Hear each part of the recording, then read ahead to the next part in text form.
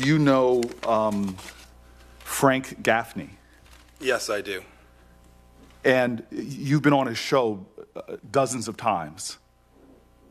I was on his show some, yes, Senator. I have here over 20 times, and he has talked about Muslims should be, who abide by the adherence of their faith should be considered, should be tried for acts of sedition and should be prosecuted. Did you remain silent when you were on his show? Did you ever question, because I have a lot of his statements here. Did you remain silent on the, and he's, from my notes at least, you're a friend of his. Were you silent in your position of authority against these words that are violative of the American Constitution? Were you silent with him? Senator, my record on this is unambiguous. Sir, then if that's your response, you did not say anything to call out his remarks. What about Brigitte Gabriel? Do you know her? I do.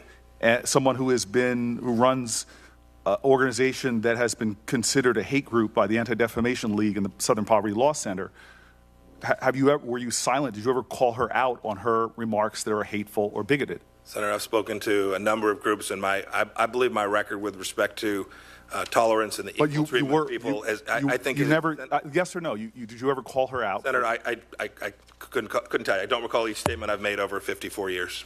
Okay. Well, I believe the special obligation that you talk about for Americans to condemn things that are attacking our Constitution, our ideals, would obligate you in your own definition to speak out.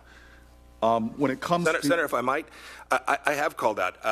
We had a terrible fellow in Kansas named Fred Phelps. Sir, I have a minute left. I called him out. I have a minute left because I do want to give you a chance to speak about your comments on gay and lesbians.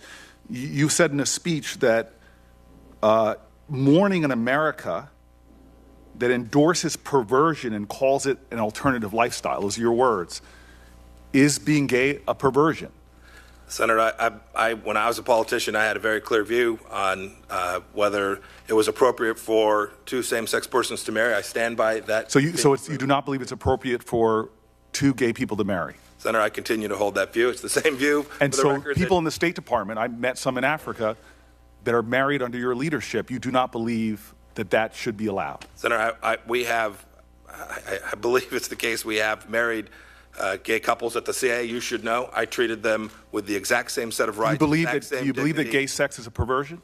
Yes or no? Senator, if I can, yes or no, sir. Do you believe that gay sex is a perversion? Because that's what you said here in one of your speeches. Yes or no? Do you believe gay sex is a perversion? Senator, I'm going to give you the same answer I just gave you previously.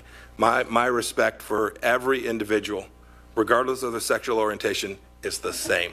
So I will conclude by saying, if I'm confirmed, I will conclude by saying, sir, you're going to be Secretary of State of the United States at a time that we have an increase in hate speech and hate actions against Jewish Americans, Muslim Americans, Indian Americans. Hate acts are on the increase in our nation. You're going to be representing this country and their values abroad in nations where gay individuals are under untold persecution, untold violence. Your views do matter. You're going to be dealing with Muslim states and on Muslim issues. And I do not necessarily concur that you are put forward the values of our nation when you can't even, when you believe that there are people in our country that are perverse, and where you think that you create different categories of Americans and their obligations when it comes to condemning violence. So I'll have another round, but thank you.